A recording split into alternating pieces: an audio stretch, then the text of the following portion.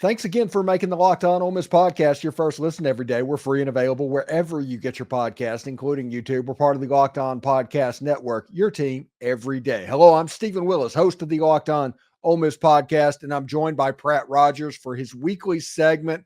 We got a ton of stuff dealing with the transfer portal, and we got the Peach Bowl coming up in a couple of days. This is a really, really good time to be an Ole Miss fan.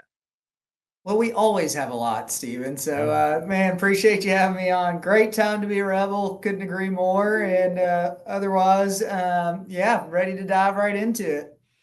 You know, let's talk Walter Nolen, the number one player that has ever entered the transfer portal since there's been a transfer portal, committed to Ole Miss. All of the SEC schools are just they're legitimately worried for what could happen. Ole Miss is probably going to have the top defense in the Southeastern Conference next year when you take Princely Amon-Mielen, when you take Tyler Barron, when you take Walter Nolen and add them with J.J. Pegues and Jared Ivey. Chris Paul, the top linebacker in the portal, he was the one that got all this started, and they're getting all the back-end stuff together as well. I think it's really interesting. It's like Lane Kiffin has complained about the transfer portal and the way it's set up and the calendar and all that stuff. But he's also set out, we're going to do this better than you, no matter what they do. If they want to stop it, they can stop it. But we're going to be better than you at this. Well, he succeeded. I mean, that's the thing, Stephen. It's hard to sit here and complain about it when the rules are quote unquote beneficiary to you. Mm-hmm. I mean, that's almost like a false mentality, so to speak. I'm so happy that Kiffin's been way in front of this portal dilemma, and I agree it's a broken system right now that needs to be fixed. But look, if Ole Miss is the benefactor of such a system, I'm for it. And Kiffin's been the leading charge for that, and everybody knows it. What were your thoughts on the whole Walter Nolen saga? Which, by the way, he committed in less time than Princely Amon-Mielen and Juice Wells, but everybody was freaking out like it went on for like a month. Yeah, I was freaking out like it went on for like a month. So look, I mean, I was probably multiple times a day looking for updates on social media, message boards, whatever it may be. My dad, who doesn't keep up with recruiting or anything like that, he was like checking in with me. He's like, Brad, I mean, how do we feel about Walter Nolen? Is he still coming? What's the deal? What's the holdup? And I'm like, Dad, if I had those answers, I would be very happy too, and would be living in anxiety like I am right now for this commitment. So anyway, I kind of can't believe we ended up pulling it off, Stephen. I think it's monumental is an understatement. Look, even if nothing comes of this other than, you know, the PR splash, so to speak, I think that's worth something. Even if he never plays it down, that's worth something, because to me, this acquisition lets people know Ole Miss is here and we're in the big boy leagues and we are in the process of arriving. So I took a very optimistic approach to it. You know, and it's not done. They're not. That's the funny thing is they think, well, what are you going to do about offensive line? And that's what you always hear. This offensive line won 10 games with a chance to win 11, and they're calling this a mediocre offensive line. Well, Stephen, I hate to interrupt you. I may be in that category. I may be in that camp, but I look at it through a different lens of we're just so loaded right now at so many different position groups. There's probably not that name brand guy on the offensive line that's some big splash name that's no Laramie Tunsil. You're right there. No sexy, not sexy or vogue right now. It's just, and look, I'm not denigrating our offensive line, but I could completely understand why people have the mindset of what's the deal with our offensive line? Why are we not recruiting more linemen? I mean, I get it. I really do. Well, you have to recruit kids that are better than what you have. Don't just recruit kids to recruit kids. I mean, I think some people just want new names. They don't care who it is, but the kid has to be better than what you have. And my point is the offensive line was good enough to win 10 games. This was good enough to have a 1,000-yard runner at running back. They do a lot of RPO stuff. They're run blocking on every single play. It is hard to pass block when you're run blocking on everything. And it all comes down to the reads, how long the quarterback holds the ball, the receivers getting open. That can affect the protection. I think the offensive line is not as bad as a lot of people think it is. But I do think they need to add pieces. They don't need to find starters. They need to find depth. They need to be in a situation where if Georgia happens, when two of three of your offensive tackles go down, you can actually put somebody in there and the drop off isn't so much. Well, look, you said the fan mentality, so to speak, is, hey, why are we not just recruiting to recruit? Where are the new names? It's very easy to get accustomed to that when Kiffin can bring in 60 new names. So I completely get it. I think we've got a good targeted approach to this, though. I mean, I think we do have a great offensive line. Do I think it's elite? Probably not. No. But I mean, there's probably 2 position groups we've got right now that I would probably call elite. Probably our wide receivers are elite, and I guess you can't really say running backs because defensive line is the best in the country. It's really Quinshawn and then, defensive line, obviously. Mm-hmm. So probably two groups that I would describe as elite. So I think that's kind of a biased thinking, so to speak, Stephen. But look, I have high hopes for this offensive line. I think we're going to get it done. I think we're going to be fine. We've got the talent in the backfield to back up and cover up any mistakes, hopefully. So that's kind of my mentality on it. But yes, I am worried because I'm worried about this team because I'm always excited and optimistic, so to speak, about what could happen in the 24 season.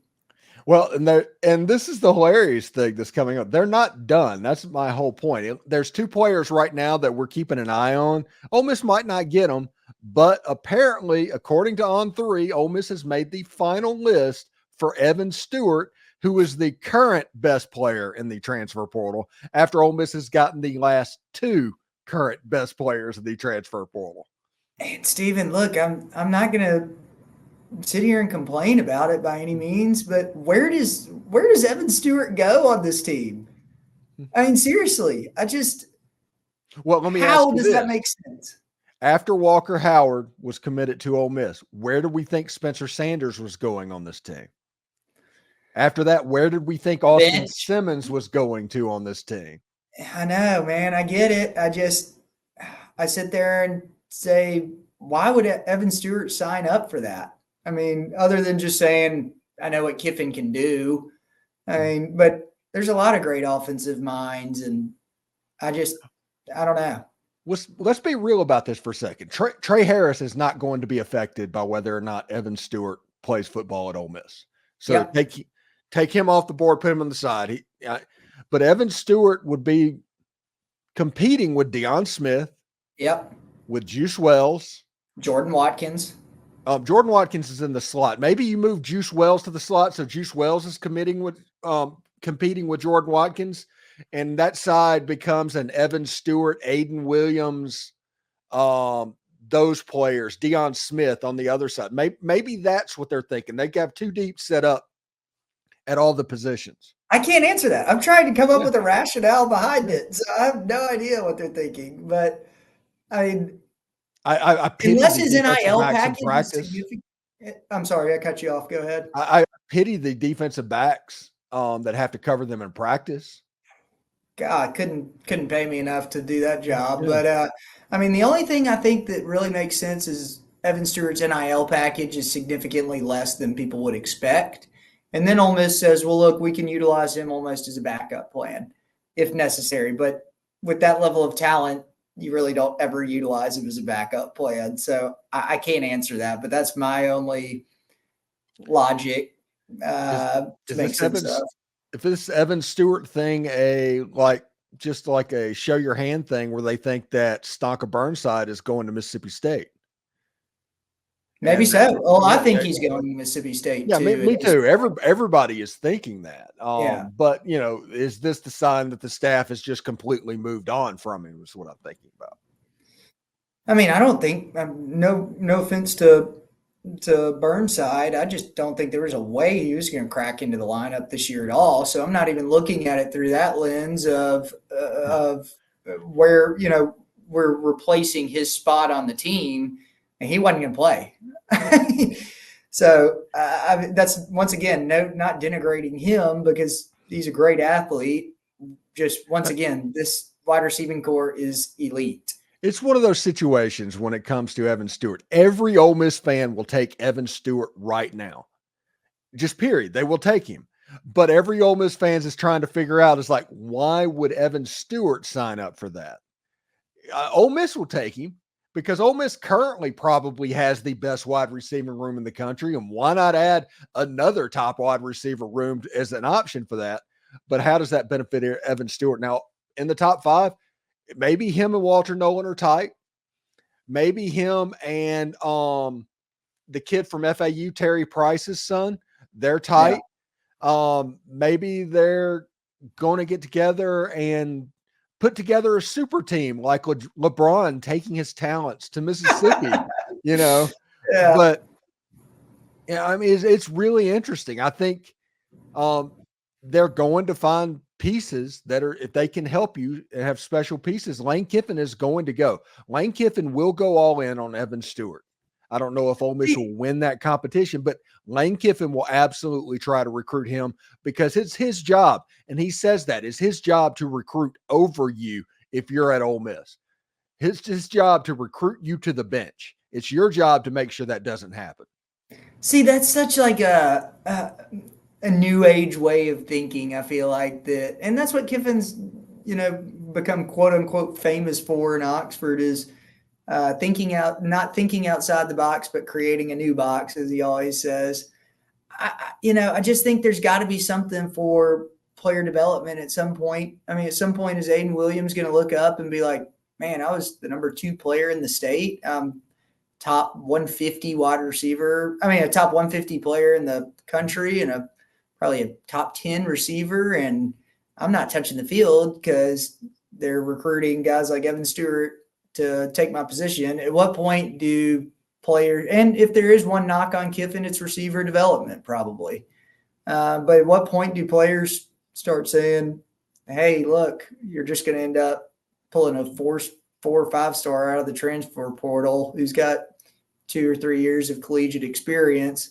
Where do I fit in on this team? And that's a very valid question. And now that multi-year transfers have become a thing, when you get a player in high school or don't get a player in high school, it doesn't matter. You just try again the next year.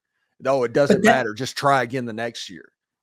I think that is such a great, let me phrase it this way, for coaching staffs that recruit the way ours do, 365, 24/7, and they're going to take a stab at elite players, and building those relationships may not work out year 1, but they may work out year 2, year 3, year 4.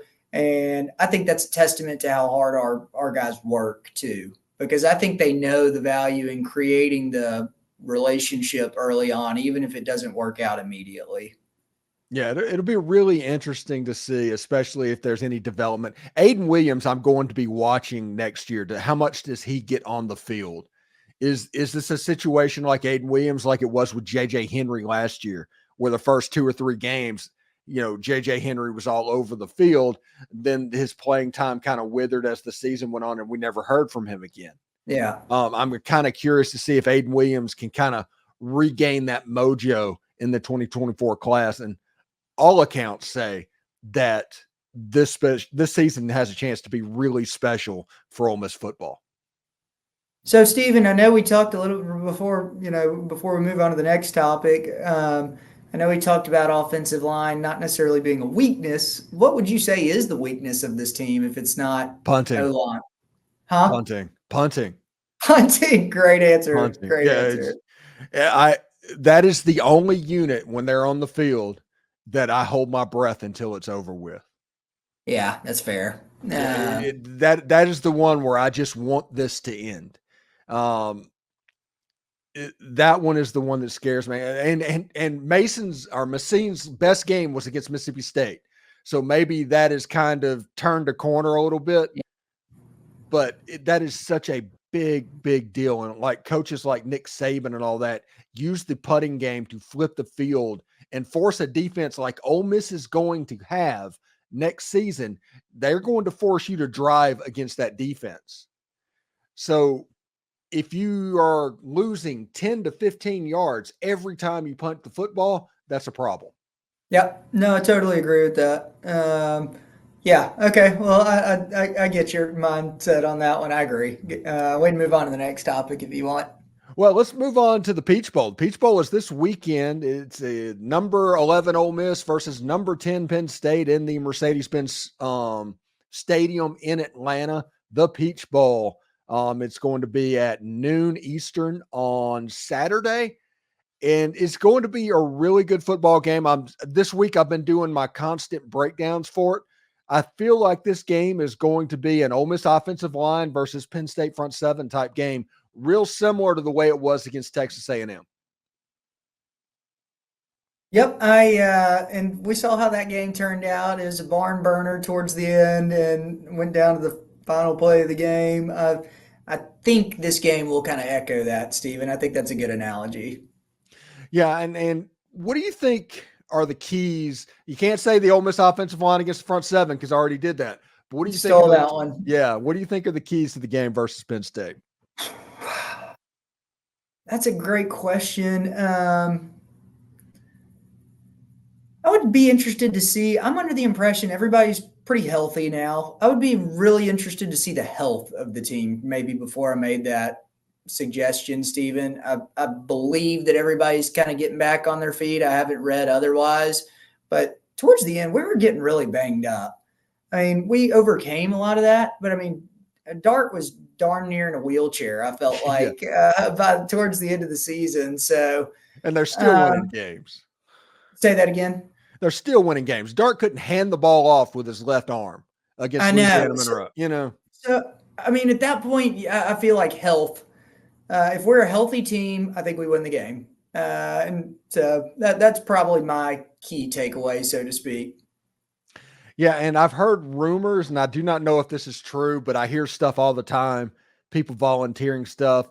There's a chance that after the bowl game, Dart could have something to clean up his non-throwing shoulder, but he's going to play in this game. I've heard that Austin Simmons and Walker Howard got the bulk of the 1 and 2 reps during bowl practices on campus, which that's just good bowl practice. That's how you're supposed to do that. And Dart has been on the field practicing as normal in Atlanta. So we'll see exactly how that goes. But this is a situation. Listen, I'm excited for the fact that if Ole Miss can boat race Penn State, Walker Howard is the first quarterback that is going in. If Jackson Dart's helmet comes off during the game, Walker Howard is the quarterback going in. I was the person before the season that said that every rep that Spencer Sanders got, and this isn't a shot at Spencer Sanders, it is a wasted rep where you could have gotten Walker Howard ready. I remember you and I talking about that at one point too. And we both were on that train. I've said, I think it's a complete waste, but anyway, that's here nor there. As the season's already passed at this point, basically. So, missed opportunities, I think. So, and that even leads itself more into going all in 24. We're probably going in with a quarterback that hadn't taken a whole lot of reps in Howard. So it'll be interesting to see, but I'm excited to see him. Hopefully just wait. Do you think Dart's leaving? I mean, I don't, Steven, but I mean, you at least have to have that kind of backup mentality, right? I mean, if he says there's a 99% chance he stays. You got to imagine. So, but if he hasn't come out and said it, there's at least a 1% chance he's not coming back, right? If he hadn't come out and said it, him and Quinshawn both, they're waiting to have the complete. They're going to get all the attention afterwards. Jackson's going to release a video equivalent to Wolf of Wall Street, and the Ole Miss fan base is going to go absolutely nuts. It's a momentum play, right? So I agree. I don't disagree with that, but I know nothing about this, but I think it boils down to money. So if you don't get the dollars and cents right, at one point do you have to reevaluate your future? I don't think that's the money, because we have seen from the Grove Collective, Walker and the Grove Collective has done whatever's necessary to get players and keep players. How many players have said no to Ole Miss public? Whenever you look at that. Yeah. So Jackson Dart, I genuinely think this is a momentum play after the Peach Bowl. Ole Miss, this is the goal. This is what I think they want to do. Okay. They want to go in the Peach Bowl and beat Penn State. They want to go to the visit weekend because there's a visit weekend like January 3rd through the 7th where players can come on campus. I think they want to get somebody on campus to commit that weekend. And after that, whenever they go into the next dead period, you'll see Quinshawn commit, you'll see Jackson commit, and then they'll put the finishing touches on the transfer portal. I think this is all a momentum play. I don't hate it. Look, I don't hate that mindset. I hope that's it. I think you got to, especially in the new age of college football we're in, you've got to prepare for the worst. With the multi-year transfers, Ole Miss is going to lose 2 or 3 players after the Peach Bowl. I'm convinced of that. Confident of it. Yeah, there's going to be some players going into the portal after the game. That's going to happen. And I don't think that's going to change one iota Ole Miss's outlook into the fall. But that is absolutely going to happen. Everybody's going to freak out. That is the reason I think that Quinshawn and Jackson is going to release in January. That's going to be the momentum thing that kind of slows down the public perception of what's going on. Well, I like your mentality on it better than mine, so we'll go with that. All right. But go ahead. Oh, I was going to ask who your pick to click is for the Peach Bowl. Who's going to be your star of the game? Star of the game. I think Judkins. I think Judkins really carried the load for the state game, and that may be an easy answer, but I think Judkins comes in and picks up where he left off. What about you? Every big game that Ole Miss has been in to where the offense showed out, a major piece of that was Trey Harris. I'm going to go with Trey Harris. I like it. I hope you're right. I like it. But that'll be important for Trey Harris. That means Judkins is running the ball at least somewhat effectively to where that becomes a deal. So we'll see exactly how that goes. Anyway, thank you for making the Locked On Ole Miss podcast your first listen every day. We're free and available wherever you get your podcast, including YouTube. We're part of the Locked On Podcast Network, your team every single day. Pratt, how you watching the game, buddy? How am I watching the Peach Bowl? Mm-hmm. Gonna be there. So that's right. I was giving you the opportunity to tell everybody. Yeah. So I guess whatever seat we're sitting in, I don't even know. So from that perspective, but yeah, super excited. I know we kind of talked about catching up after the show or something like that. So we'd love to do it. Okay. All right, man. We'll talk to you then. And be safe heading over to Atlanta, bud. Thank you, man. See ya. All right. Hotty toddy.